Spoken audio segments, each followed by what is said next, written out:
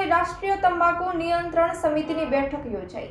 જામનગર જિલ્લા કલેક્ટર કચેરીના સભાખંડમાં રાષ્ટ્રીય તંબાકુ નિયંત્રણ સમિતિની સમીક્ષા બેઠક યોજાઈ હતી।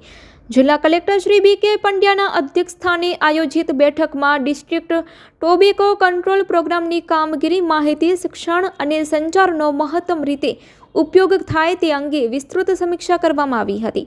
બેઠકમાં સમિતિના સદસ્યો સાથે ચર્ચા કર્યા બાદ જિલ્લા કલેક્ટરશ્રીએ જણાવ્યું હતું કે the cigarette and other tobacco product act 2003 મુજબ સિગારેટ અને તમાકુની બનાવટોની જાહેરાત આપવી, સગીર વયની વ્યક્તિઓને વેચાણ કરવું, શૈક્ષણિક સંસ્થાઓની આસપાસ તમાકુનું વેચાણ કરવું, આવી તમામ પ્રવૃત્તિઓ કરવા પર પ્રતિબંધ લાગેલો છે। જિલ્લા વહીવટી તંત્ર દ્વારા આવી પ્રવૃત્તિઓને અટકાવવા માટે ચેકિંગ ડ્રાઈવ હાથ ધરાશે। નેશનલ ટોબેકો કંટ્રોલ પ્રોગ્રામ અન્વયે 287 જેટલા આરોગ્ય વિભાગના કર્મચારીઓને તાલીમ અપાઈ છે। તેમજ જીજી સરકારી હોસ્પિટલમાં ડિસ્ટ્રિક્ટ ટોબેકો કંટ્રોલ સેલના તમાકુના આડઅસરથી પીડિત દર્દીઓની યોગ્ય કાઉન્સેલિંગ કરવામાં આવેલ છે।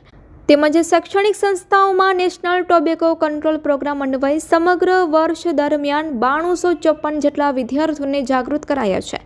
ઉક્ત સમીક્ષા બેઠકમાં જિલ્લા વિકાસ અધિકારી શ્રી વિકલ્પ ભારદ્વાજ, RCHO શ્રી ડોક્ટર નુપુર પ્રસાદ, જિલ્લા સર્વેક્ષણ અધિકારી Shri doctor SR Rathod, food security officer Sushri S.J. Prajapati, taluka આરોગ્ય અધિકારીશ્રીઓ, આરોગ્ય વિભાગના કર્મચારીગણ અને સમિતિના અન્ય સદસ્યો હાજર રહ્યા હતા।